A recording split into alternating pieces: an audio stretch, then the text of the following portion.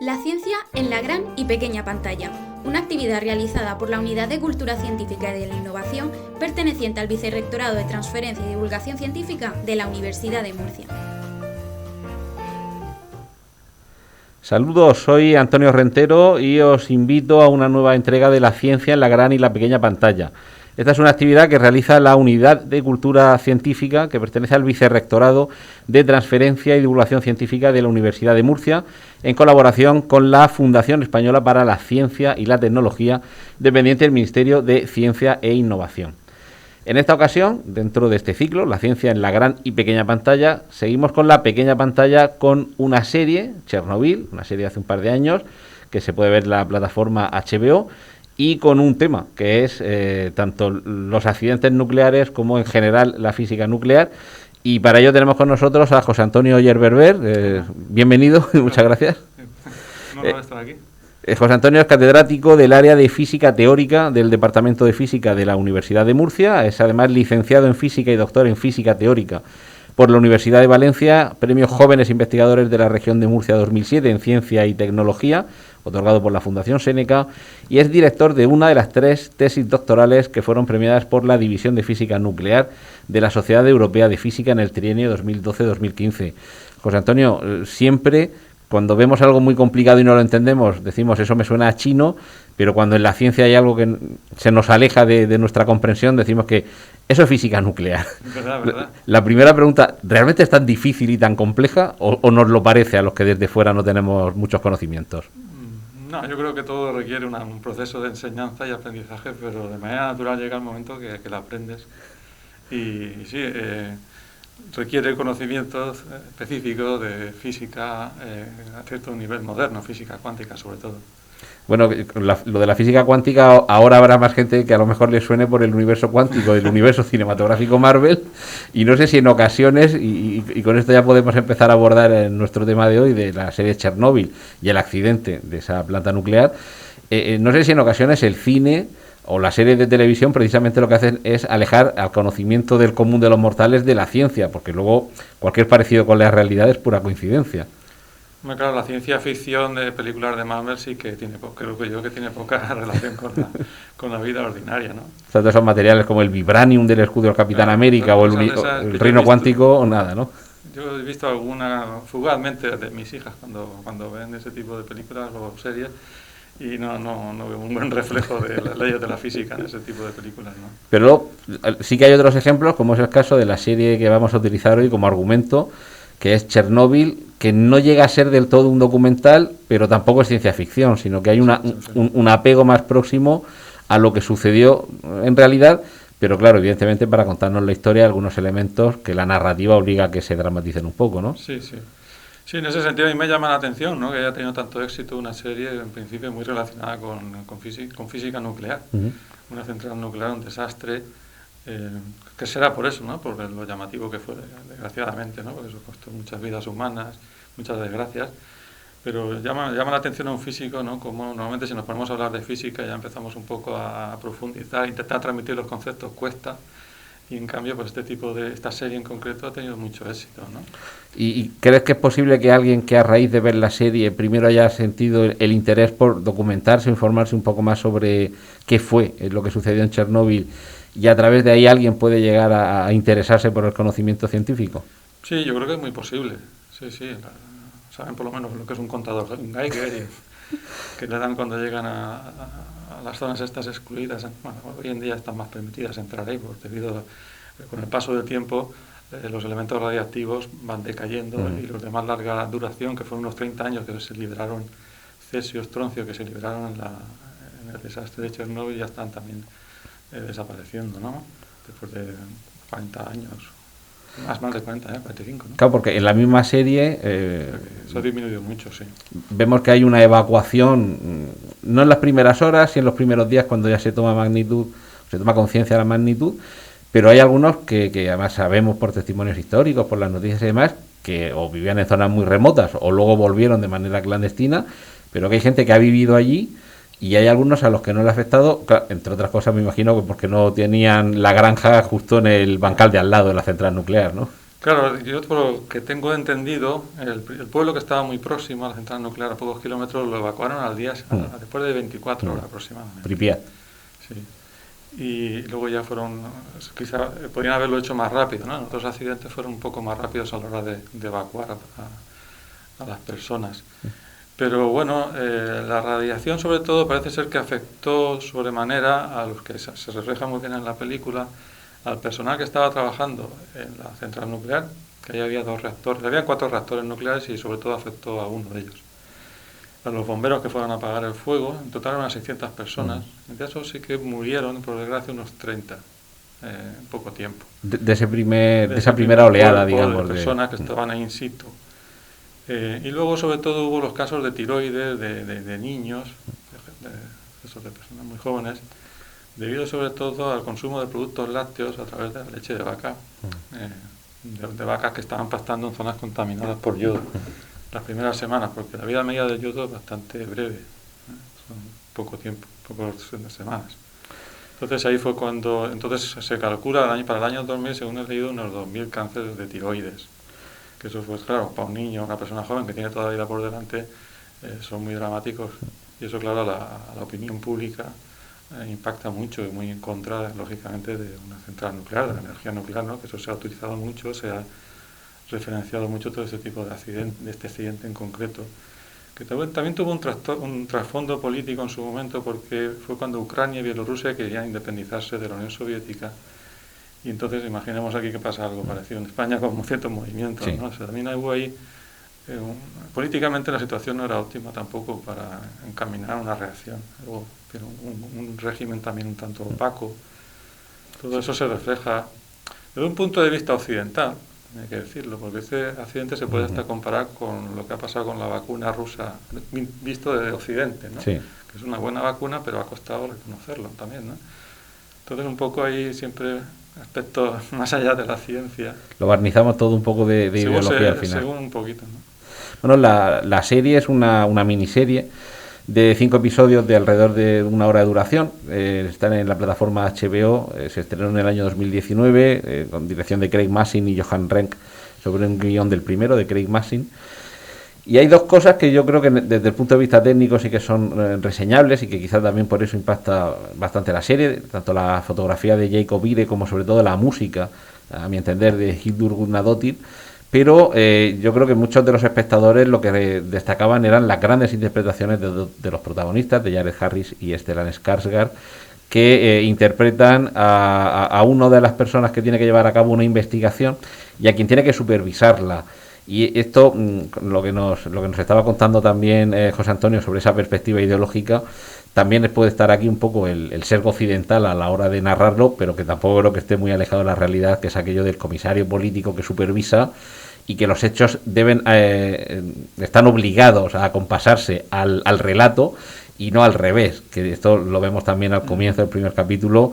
Y si te parece, José Antonio, explicamos brevemente qué es lo que pasó en Chernóbil, porque era una prueba que se estaba realizando que falló, y hay una serie de controles y una supervisión que no se llevó de la manera más correcta, pero sobre todo, y yo me acordaba aquello de la invasión del día D, del desembarco en Normandía, que no sé si era Goering o no sé quién, que no querían despertarlo para darle la noticia que nos están invadiendo, y claro, a partir de ahí ya la reacción llega tarde. Y algo parecido sucede también en Chernóbil, ¿no, José Antonio? Sí, ahí, bueno, si quieres un poco te comento sobre la física nuclear en Rusia.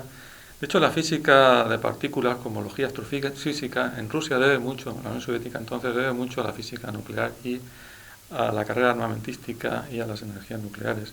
Porque en la época de Stalin perseguían a todos los físicos que en aquel momento surgió la teoría del Big Bang. Uh-huh. Y para una ideología marxista, que obviamente en sus postulados es renegar de la religión de Dios, eso le sonaba demasiado al momento de creación, que luego eso se ha matizado mucho, hasta el propio creador de la teoría del Big Bang, que fue uno de los principales proponentes como padre, ¿no? Que de hecho era cura belga, de Metrier, le dijo a un papa que no lo tome eso como prueba del momento de creación, porque detrás del Big Bang también puede haber física, y de hecho la hay. según las teorías principales de hoy en día, ¿no? Entonces, por otra parte, por esa parte la física... Perdona que te interrumpa, ¿sí? Me parece una manera también bastante poética hace miles de años de describir el Big Bang a cómo se cuenta en el Génesis. Es un poco muy intuitivo, ¿no? Sí, ya digo que era un gran científico especialista en la teoría de la gravitación. Era un cura católico de Bélgica, era uno de los promotores de la teoría del Big Bang junto con otro científico ruso, Gamow, y la expansión del universo. Digo todo eso porque los científicos rusos, los físicos rusos que apoyaban o que se querían incorporar a la corriente occidental de la teoría del Big Bang, incluso teniendo a Gamow, que era ruso, pues tuvieron serios problemas. Tenían que tener mucho cuidado a la hora de ver lo que decían y que publicaban debido al aparato político. Pero con la carrera armamentística de las armas nucleares, la Segunda Guerra Mundial, armas nucleares, energía nuclear, pues el régimen dejó de perseguirlos y les dejó que hiciesen su ciencia tranquilamente, ¿no? Entonces, en ese sentido, la película, pues esa circunstancia es conocida, ¿no? En este tipo de países es así, ¿vale? Entonces, ahí se refleja eso también. En cuanto a qué sucedió, si hubo una reacción tardía, posiblemente la evacuación fue tardía, pero un poco tardía, comparado sobre todo con Fukushima, que fue cuestión de horas, no de un día o de dos, sí, o en el accidente de Estados Unidos, que también fue muy rápido. En el caso de Chernobyl se tardó un poco, pero lo que es el proceso de accidente fueron errores humanos, sobre todo, y también un fallo de diseño de construcción del tipo de reactor soviético, que fue el primer reactor de uso civil que se construyó en la Unión Soviética, el RBMK, en los años 50, y que tiene en condiciones extremas, muy más allá de las condiciones normales de funcionamiento, porque ya los científicos rusos los soviéticos habían estimado un rango amplio por si hay algún error humano de funcionamiento, pero es que el proceso de esta prueba que se hizo justamente era una prueba de seguridad para ver que si hubiese un apagón, una caída de tensión externa, los autogeneradores de diésel tardarían unos segundos en empezar a funcionar. Entonces, en ese impasse de unos segundos desde que cae la tensión hasta que los generadores de diésel producen la suficiente potencia, las bombas de bombeo del refrigerante, que es agua, habría un inicio, debido a la inercia del propio turbina, generaría la suficiente potencia como para dar potencia durante esos segundos. Entonces, es lo que se quería poner a prueba. Y fue realmente una prueba de seguridad. Entonces, para hacer esa prueba tuvieron que ir decreciendo la potencia del reactor nuclear, un reactor nuclear típico, era más grande de los típicos. En España tenemos del orden de 1 gigavatio hora, ese era de 3 gigavatios hora, además era muy grande, de los grandes. Y entonces fueron decreciendo la potencia del reactor nuclear. Eso sale en la película, empiezan por la noche. Tuvieron que pararla durante el día porque la ciudad de Minsk necesitaba, o Kiev, mejor dicho, necesitaba más potencia eléctrica, entonces pararon. Pero ya digamos que habían decrecido un 50% la potencia nominal de funcionamiento de la reactora, para en torno a 1800 megavatios hora. Y luego ya por la noche, es cuando, antes del desastre, es cuando siguen bajando, se pasaron de frenada, como eso decir, y de 3.000 pues pasaron a 70 o algo así de megavatios. Entonces, eso ocasionó, que sale en la película, un envenenamiento por una sustancia radiactiva que es producto de si acaso lo comentamos luego, la reacción exotérmica que genera calor y energía en un reactor nuclear es la fisión nuclear. Uh-huh. Y entonces, debido a que el reactor estuvo operando demasiadas horas a baja potencia, se contamina, hay un subproducto un producto de la fisión nuclear que es el xenón, que tiene una vida media de unas 9 horas y que normalmente el xenón lo que hace es capturar, digamos, unas partículas que son las que chocan contra los núcleos de uranio y hacen que se produzca la fisión nuclear, ¿no? Entonces, esa sustancia en concreto tiene mucha capacidad para absorber esos neutrones, con lo cual se pierde mucha potencia. Eso es lo que le fue pasando. O sea, que fue un poco como la pescadilla que se muerde la cola. Bajas la potencia, pero al mismo tiempo está generando un subproducto que hace que todavía baja más. Entonces, baja más. Tuvieron que levantar unas vigas de cadmio que se utilizan para absorber esas partículas, se llaman neutrones, que son las que generan o producen la fisión al chocar con los núcleos de uranio. Tuvieron que ir quitando esas vigas que se ponen también. Es bueno que el reactor tenga un cierto número de vigas controladoras por si hay que modificar algo, hacerlo a voluntad, claro, si te quedas casi sin ninguna. Pero es que encima el defecto de construcción de este tipo de reactores era que utilizaban agua utilizaban agua para refrigerar, porque eso genera mucha calor, dada la cantidad de energía que produce, y también necesitaba una sustancia que es el grafito, el carbón que hay dentro de la mina de los lápices. Entonces, el grafito lo utilizan para que esas partículas no vayan tan rápidas, sino que pierdan energía al chocar contra ellas. Es como si lanzamos una pelota contra una pared, ¿no? Lo que se hacía es que, en lugar de una pared, porque claro, al ser mucho más masiva que la pelota rebota. En cambio, si la pelota choca contra otra pelota, ya se lleva cada una a la mitad de la energía. Entonces, a base de esas colisiones con el grafito, que es un núcleo bastante ligero, estas partículas que se llaman neutrones, pues perdían energía y llegaban a una situación que hacían que fuese muy favorable la reacción con el uranio.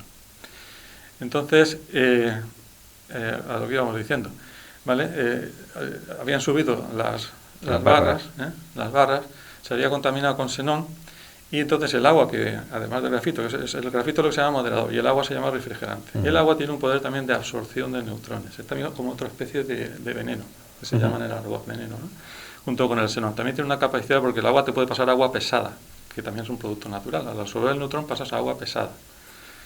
Entonces, esa agua, también, el agua ayudó también a que todavía bajara más. Todavía más. Entonces, llega un momento que suben demasiadas vigas, ¿vale? Y la potencia se reduce. En un momento dado, al haber demasiadas vigas que se levantan, hay como la reacción acaba por tomar un poco más de fuerza, ¿vale? Y entonces empieza a ebullirse agua por dentro, ¿vale? Y entonces el vapor de agua ya no tiene tanta capacidad para absorber neutrones.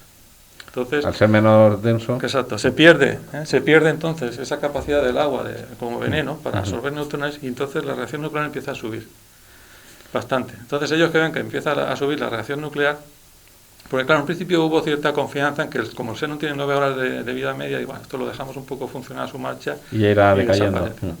Pero claro, al empezar la reacción, en algún momento de hacer una excursión, como se llama, hacia zonas de más actividad, bajan las barras de cadmio. Entonces, al bajar las barras de cadmio desalojó agua, que el agua absorbe neutrones, ¿vale? El cadmio, antes de llegar el cadmio hay grafito, el grafito no absorbe neutrones, y entonces ahí cuando se produce la situación supercrítica en la reacción nuclear de Chernóbil, que es cuando la reacción entra eso puede ser muy rápido. Una vez que entras en una situación supercrítica, hay que tener en cuenta que el tiempo medio que controla el crecimiento exponencial del número de neutrones y por tanto de reacciones de fisión es el milisegundo. Vaya. Entonces, como se habían quedado también habían subido todas las barras de cambio, se habían quedado sin defensa. De hecho, como se ve en la película, los sistemas estaban alertando claramente que no debían haber continuado con este proceso antes incluso de que se llegara, lógicamente, a esta situación. Me imagino que ahí también, eso lo vemos en el primer capítulo, que es en el que se narra el accidente en sí. Los tiempos de respuesta, si me estás diciendo que las reacciones de milisegundos, los tiempos de respuesta humanos son imposibles. Claro, hay que entonces, seguir unos además haya dudas, el protocolo haya alguien que diga, no, el protocolo dirá esto, pero lo que me estabas comentando antes, de que hay como unas directrices por parte de la ideología para que la ciencia se amolde a nuestra ideología. No, pero en este caso tenían su libro de instrucciones, y es que veladamente no lo siguieron, eso queda reflejado en la película. No, la ideología nadie quiere matar a su propio pueblo. No. Entonces lo que pasó ahí es que una persona estaba a cargo de una central nuclear, posiblemente con muchos años de experiencia, se había confiado en exceso, eran horas introspectivas, no sé, era una persona que no debía haber estado ahí. Eso también se sabe, ¿no? Que hubo ahí un factor humano importante. Además de este hecho de defecto de creación, de creación de un reactor nuclear, de diseño de reactor nuclear, que es lo que se llama el coeficiente de reactividad de vacío, que lo tiene positivo. Es este hecho de que hay una desviación debido a los flujos de agua y de vapor, que mientras que en centrales nucleares occidentales el sistema se autorregula y vuelve a la situación de equilibrio, justo en este caso, debido a que estaba operando en unas circunstancias fuera ya de lo normal, pues eso hizo que se fuera totalmente de control. O sea, en ese factor negativo lo que hace es que en la presencia de un fallo genera todavía más, en lugar de tender a atenuarlo. Era positivo, en este caso era positivo, se llama positivo. En el mundo occidental, por ejemplo, los que tenemos en España o en Fukushima, etcétera, en cualquiera occidental, y también los posteriores que se construyeron en la Unión Soviética, pues tenían ese coeficiente de reacción de vacuidad negativo. Ahí de hecho, por eso se ha presionado mucho para los 11 reactores que todavía de ese tipo que todavía quedan en el mundo cierren. Luego eso hay que añadir también otro defecto, que era un exceso de confianza por parte de los ingenieros soviéticos. Era que había varios problemas comparado con otros accidentes que han habido, que no han ocasionado ni mucho menos lo que pasó aquí. y es que el reactor nuclear no estaba rodeado por una construcción capaz de soportar grandísimas presiones.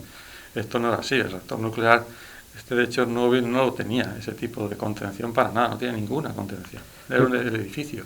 Porque los dos, bueno, el peligro sería el que el núcleo se hubiera seguido fundiendo hacia abajo. No, se fundió totalmente. Pero que hubiera continuado hacia abajo, lo que vemos, lo que dicen la pata de elefante, lo de los bomberos metiéndose por debajo de la central en unas condiciones abominables. Eso, claro. Lo que es el núcleo, que es las pilas de uranio, eso claro, eso siguió subiendo de temperatura fuera de control. Pero no fue una reacción nuclear, hay que aclararlo, o sea, no fue una explosión de tipo nuclear lo que ocurrió allí. Entonces, lo primero que ocurrió... Has dicho que había una vasija que lo contiene todo, se está generando un vapor, pero también está contenido en un espacio, y llega un momento en el que el vapor sigue ampliando el espacio que necesite, cuando no tiene más espacio, revienta por el punto más débil. Fue vapor de agua, la primera explosión fue una explosión de vapor de agua. Exacto, que todo el mundo piensa una explosión y piensa en una bomba atómica, no. Pero es como una olla a presión, literalmente. Sí, eso fue agua que se evapora, y cuando ya no tiene más espacio, si la tapa no es lo suficientemente resistente, o la válvula, o la parte que sea, por algún lado revienta. El problema que hubo aquí es que no tenían ningún tipo de construcción alrededor de la vasija nuclear para soportar altas presiones, como una explosión de tipo, presiones de tipo, lo que estamos hablando, de vapor de agua, no la tenía. Mientras que en Fukushima o en el reactor del accidente mucho anterior, de 10 años antes, de Three Mile Island, sí que lo tenían en el mundo occidental. ¿Por qué no lo tenían? Pues porque ellos evaluaron que las posibilidades de accidente eran muy pequeñas. Y claro, ¿cómo vamos a hacer eso en la Unión Soviética, en Rusia, donde los niveles de vida per cápita eran bastante bajos? En todos los reactores nucleares que necesitamos corrieron ese riesgo de no construir ese tipo de contenciones que luego han sido fundamentales en Fukushima, por ejemplo, o antes lo fueron, ¿no? Entonces, también la misma vasija que contiene el reactor nuclear era más endeble, porque mientras que en el mundo occidental sobre todo son reactores que funcionan, por ejemplo, con agua a presión o con vapores de agua o de gases, requieren vasijas donde está contenido, son vasijas metálicas que contienen reactor nuclear, construidas con una industria metalúrgica de oficio muy potente para construir esas vasijas que soporten esas grandísimas presiones. En el caso de Chernóbil, el reactor no necesitaba gases a alta presión, era grafito, con lo cual sí que hay alta presión, pero no tantísima, de manera que la vasija nuclear que contenía el reactor nuclear era un metal mucho menos resistente en sí misma ya. La contaminación se produce precisamente porque en esa explosión, insistimos, de vapor de agua, se traslada el material radioactivo que hay dentro a una distancia lejana en función de las corrientes de viento. Todavía es que hubo otra explosión. Pero esa no fue suficiente para eso. Por eso digo, en esa primera, si solo hubiera quedado ahí, a lo mejor no tan grande, pero se habría producido también una contaminación alrededor, pero es porque hay partículas radiactivas que desde el interior salen al exterior y se lleva por una nube de vapor. Luego lo que ocurrió es que como las pilas de uranio van encapsuladas en barras metálicas de circonio, y cuando eso se funde llegan a temperaturas de 2800 grados, el circonio reacciona con el agua y produce hidrógeno. Entonces esa fue la siguiente explosión. Porque ahí básicamente tenemos una bomba. Claro, eso fue una bomba de hidrógeno. No de hidrógeno, si me entiendes. Están las bombas de fusión de hidrógeno, que eso es diferente. Tenemos una explosión que sabemos que el hidrógeno explota muy fácilmente, muy reactivo con el aire de la atmósfera. Y esa fue la principal explosión que tiró todo el edificio. Y quedó completamente abierto el reactor nuclear a la intemperie, y ahí es cuando todos los subproductos radiactivos, porque lo que ocurre es que el núcleo de uranio es un núcleo muy grande, es el núcleo más grande, más pesado natural que hay en la naturaleza, en la Tierra. Entonces ese núcleo de uranio se descompone en dos partes, se divide en dos partes. Eso es la fisión. La fisión viene de hecho de la fisión celular. Tomaron el término de la biología, de fisión celular, el proceso de la división de la célula, el núcleo se divide en dos partes, ¿no? Pero es parecido, es como una especie de una gota, el núcleo que se divide en dos partes. Y entonces esos subproductos, los productos de la fisión nuclear, algunos de ellos son volátiles y fueron los que se mezclaron con el aire y, claro, la nube radiactiva. Hablando de la naturaleza, podemos pensar que solo el hombre es capaz de crear una central nuclear, pero resulta que por lo menos hay un ejemplo que se haya detectado y documentado en el planeta Tierra de un reactor nuclear natural. Cuéntanos Sí, un poco. bueno, eso ya se cuenta, por ejemplo, en este libro que tengo aquí.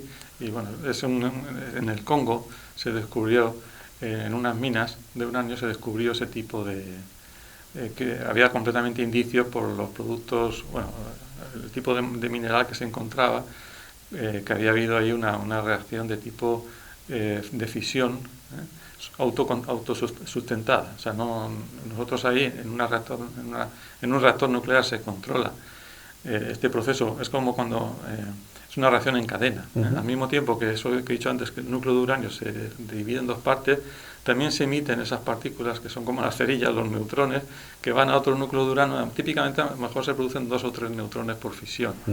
Esos serían los neutrones, que son tanto primarios directamente a la fisión, como a su vez los otros productos que resultan de la fisión también pueden emitir otros neutrones secundarios. Entonces en total son como 2 o 3 y entonces se produce una reacción en cadena, que es lo que... Entonces ese tipo de reacción en cadena autosustentada parece ser que también se produjo en el seno de la Tierra, ahí en esas minas de unas condiciones únicas en las que había una capa de arcilla, agua subterránea, otra capa que había una veta de uranio. Sí, necesitas estamos hablando de hace millones de años. Sí, porque el uranio va decayendo. El uranio de la Tierra, al igual que todos los materiales más allá del hierro, se supone que vienen debido a la colisión, más que colisión, a la explosión de supernovas, que son estrellas suficientemente pesadas al final de su vida, explotan, o bien se convierten en estrellas de neutrones, o se convierten en agujeros negros, etcétera. Entonces, en el proceso de explosión, los núcleos más ligeros adquieren tanta energía cinética que se pueden aproximar lo suficiente como para juntarse. También se producen reacciones de absorción de neutrones, en fin, entonces se va como, cada vez que absorbes un neutrón, pues el núcleo es cada vez más grande, más pesado. El neutrón luego se puede convertir en un protón, que es el núcleo del hidrógeno, el protón.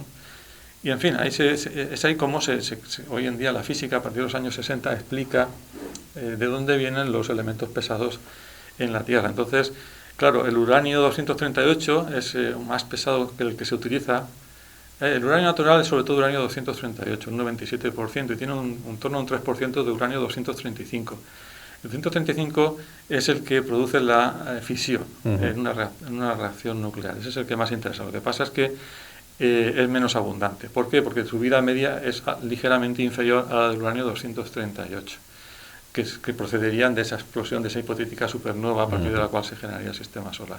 Y ahí es donde metemos nosotros la mano. Entonces, para modificarlo. Claro, y por eso también ese reactor pudo existir en tiempos anteriores, donde las concentraciones de uranio podían haber sido en ciertas regiones muy superiores a las que hay ahora, por ejemplo.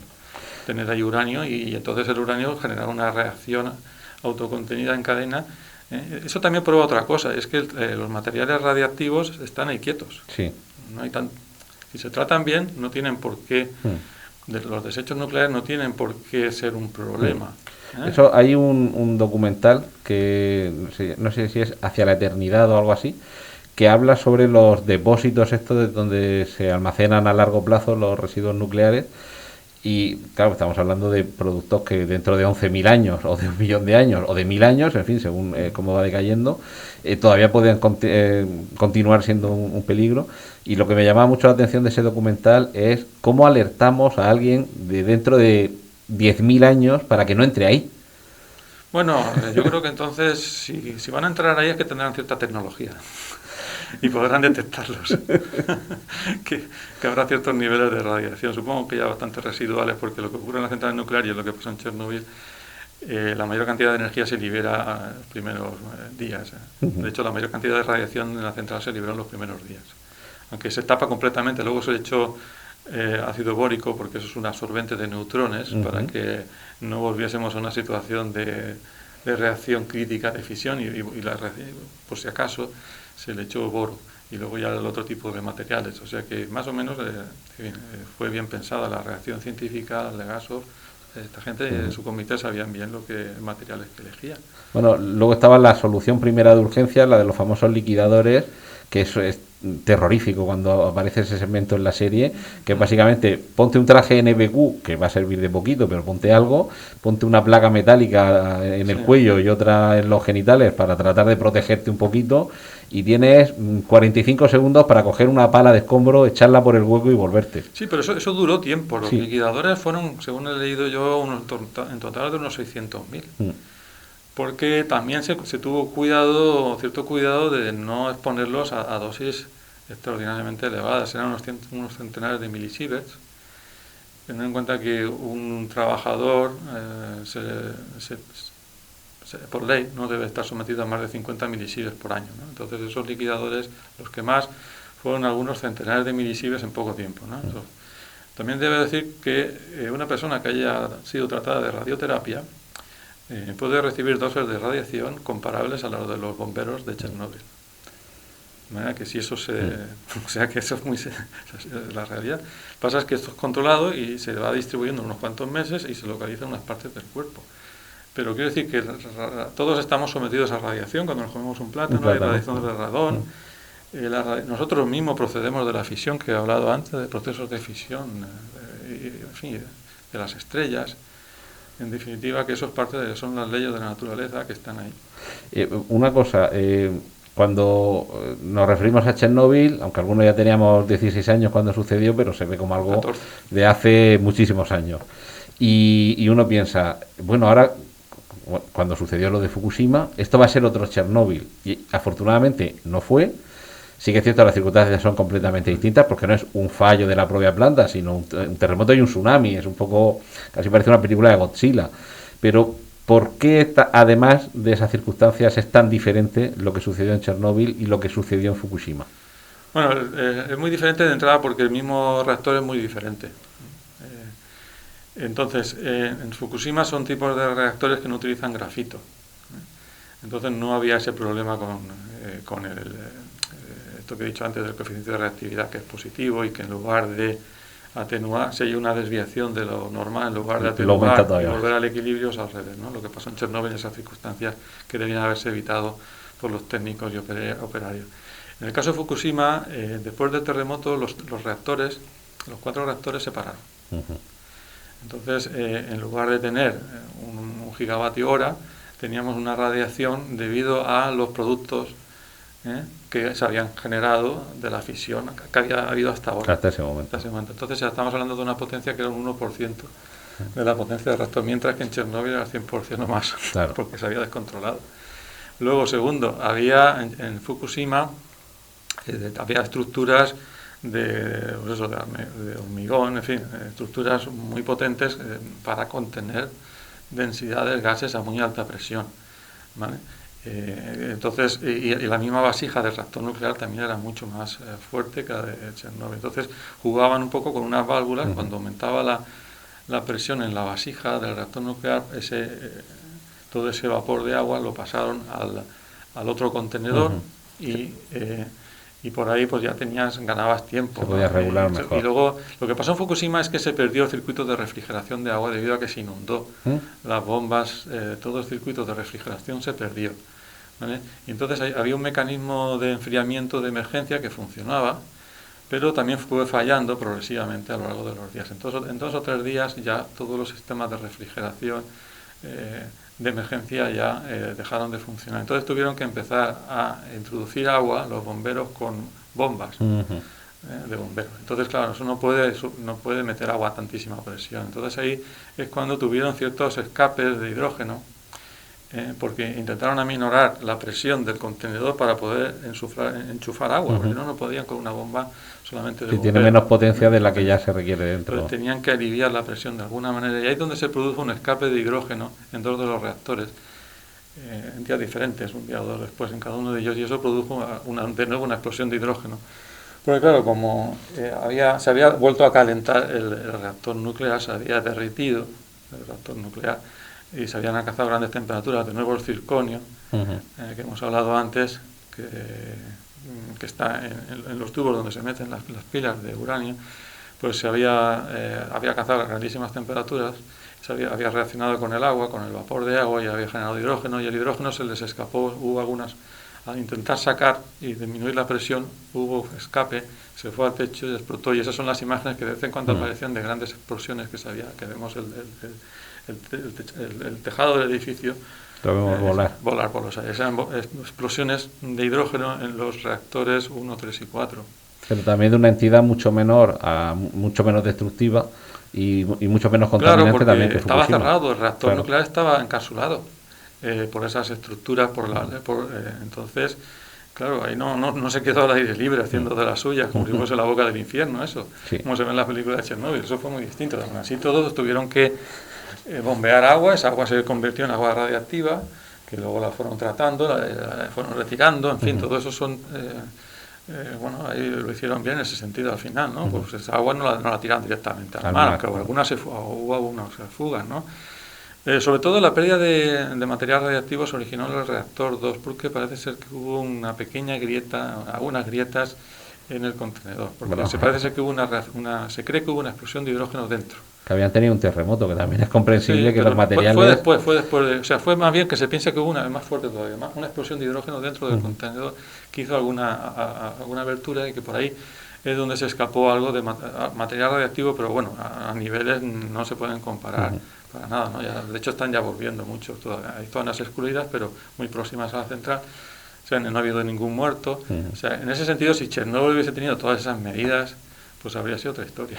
Bueno, literalmente de hecho, hablando. Con lo que decías de estar destapado el techo del reactor, algunas de las primeras imágenes que tomaban los helicópteros en televisión se veía como con unos puntitos blancos, que era simplemente la acción contra la propia cámara de las partículas radiactivas, es decir, que había una liberación en la atmósfera muy superior. Y por ir terminando, ¿te parece que es Chernobyl una serie que tenga cierta didáctica, que pueda ilustrar de una manera más o menos fiel, dentro de que es una serie, que es ficción, que hay que dramatizarlo, pero se mantiene lo suficientemente fiel a lo que sucedió como para poder ilustrarlo desde un punto de vista más cercano a la ciencia? Sí, yo creo que es una serie en ese sentido bastante cuidada, sí. Sí. El último capítulo se hace, yo creo que hay un esfuerzo pedagógico muy grande, ¿no? Por supuesto que hace más énfasis en aspectos dramáticos, que lógicamente que los hubo. Quizá estadísticamente te lleva a pensar todavía que fue peor, porque a nivel estadístico es muy difícil detectar exceso de muertes en la población más allá de lo que he dicho. O sea, hay, pero comparado con las fluctuaciones de la mortalidad, no es como ahora mismo con el COVID, que sí que los excesos de muertes son manifiestos, ¿no? En ese sentido, bueno, pero como es una serie, se tiene que centrar en los aspectos que los hubo, por supuesto. Y luego sí quisiera decir que, por ejemplo, en los años 50 hubo un gran optimismo sobre la energía nuclear, acerca de la posibilidad de generar toda la energía eléctrica, básicamente, que necesitemos. Entonces, quisiera decir que el consumo de la energía eléctrica en el mundo está alrededor de unas magnitudes, de manera que la producción de nuclear es un 10-14%. O sea, se necesitaría multiplicar por 10 todas las centrales. O sea, si tenemos 440 centrales nucleares en el mundo, harían falta unas 4.500. Una central nuclear necesita de unos 7-10 años en producirse. Si eso tienes en cuenta que al año se producen unas 50, para poder copar toda la electricidad que necesitaría el mundo con centrales nucleares necesitaría unos 600 años al ritmo de producción. O sea que va a estar siempre como auxiliar, nunca como principal. Claro, el principal problema que tenemos hoy en día es, a nivel energético, es un problema muy serio, que es el incremento del CO2. Ese es el número uno, no hay que confundirse, eso es así. Habrá científicos que lo interpretan de una manera o de otra, hay grandes científicos que lo ven hasta como una oportunidad, pero claramente a nivel local produce unos grandes estrés hídricos, migraciones, aunque a nivel global, a día de hoy, por ejemplo, está aumentando la cantidad de masa vegetal en el mundo debido a que hay más calor, pero puede llegar un momento que hace tanta calor que lloverá. El estrés hídrico hará que eso llegará a un momento que se sature, ¿no? Pero en fin, a nivel global puede ser que un gran físico, Freeman Dyson, lo decía, a nivel global puede tener su aquel, ¿no? Un incremento de la temperatura, pero a nivel particular puede ser muy dramático. Entonces, yo creo que el objetivo fundamental es reducir como sea las emisiones de CO2. En ese sentido, las energías renovables hoy en día están avanzando mucho, disminuyendo mucho, energía eólica, energía solar.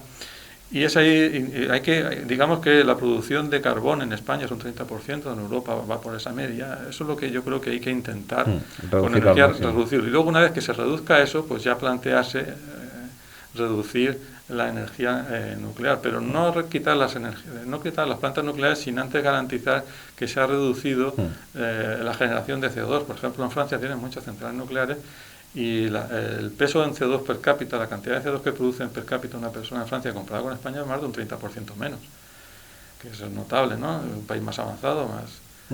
Entonces quiero eso decir que, bueno, hay que tener un poco los pies sobre la tierra y esto tiene sus riesgos, pero también no emite CO2. O sea, no es que esté ni a favor ni en contra, pero yo creo que debemos estar concienciados que el objetivo número uno en todo caso debe de ser combatir la subida de CO2. Bueno, vamos a terminar con dos recomendaciones porque sin tenernos esto preparado previamente, cada uno hemos venido con un libro. Cuéntanos el libro que nos trae, José Antonio. Desde aquí leo Nuclear Energy. Sí, es un libro que, bueno, de comienzos del siglo XXI, del 2005, 2007, y que está muy bien para todos aquellos que tengan afición y quieran. No es excesivamente técnico, una persona con interés, que eso sí, que quiera pasar sus horas y leer con detenimiento puede entenderlo. No necesitas no hacer grandes desarrollos de fórmula, y en ese sentido puede resultar interesante a aquellas personas que tengan un interés muy vivo por el mundo de la energía nuclear, de armas nucleares, y hacerse una idea también de la física que se ve, de la física y de la técnica involucrada, incluso de efectos también de medicina nuclear, efectos de la radiación del cuerpo. Todos estos temas se tratan aquí de una forma, ya digo, que no se necesita saber mucho, como hemos dicho al principio, de física nuclear y un gran bagaje de física. ¿Y el autor es David, qué más? David Bodansky, eso es la editorial Springer. Y bueno, no sé si yo puedo pasarte la referencia si la quieres colgar o algo. Vale. Y ya digo que es un libro. Pero hoy en día en Internet también, sí, 2005, en Internet hoy en día hay una gran cantidad de material. Lo que pasa es que aquí, bueno, está estructurado, todo desarrollado y es autocontenido en ese sentido. Muy bien, yo me he decantado por un libro de Svetlana Alexievich, que fue Premio Nobel de Literatura en el año 2015, que se titula Voces de Chernóbil, con el subtítulo Crónica del Futuro, en editorial Debate, y no me resisto a leer las líneas con las que concluye. Es una recopilación de testimonios de testigos presenciales, de quien sufrió las consecuencias de Chernóbil, de quien vivía en Pripyat. Algunos de los personajes que aparecen en la serie Chernóbil están basados o adaptan algunos de los testimonios que relata Alexievich, que es básicamente poner voz a quien vivió aquello, y termina diciendo que la vida se vuelve aburrida y la gente quiere algo eterno. Visiten la meca nuclear y a unos precios moderados, porque esta es quizá una de las consecuencias que nos ha dejado Chernóbil, que es el turismo radioactivo, viajar a Pripyat para ver qué es lo que hay allí. Seguro que todos hemos visto esas fotos de esa noria paralizada, oxidada, que se quedó allí abandonada cuando en abril de 1986, el 27, al día siguiente de producirse el accidente, evacuaron la ciudad, y todo eso nos despierta un morbo y un interés que yo creo que por lo menos debería servir para concienciarnos de que todo puede funcionar muy bien, pero hay que dotar de los mejores medios posibles a todo aquello que pueda tener peligro. Y yo creo que la conclusión es que Chernóbil es una serie en lo narrativo, en lo dramático, recomendable, en lo ilustrativo sobre la ciencia y sobre los acontecimientos históricos. Creo que también podemos decir que es recomendable. Y nos vamos a despedir ya, así que agradecer a José Antonio Oller Barber, que ya ha estado aquí con nosotros hablando de su especialidad, que es la física nuclear, la física teórica, y que nos haya desvelado un poco la trastienda de lo que pasó ahí en Chernóbil. Ha sido un placer siempre hablar de física, me lo paso muy bien. Muchas gracias. Y bueno, despedimos aquí la ciencia en la gran y pequeña pantalla, recordando que es una actividad de la Unidad de Cultura Científica del Vicerrectorado de Transferencia y Divulgación Científica de la Universidad de Murcia, en colaboración con la Fundación Española para la Ciencia y Tecnología, dependiente del Ministerio de Ciencia e Innovación. Muchas gracias y hasta una próxima entrega.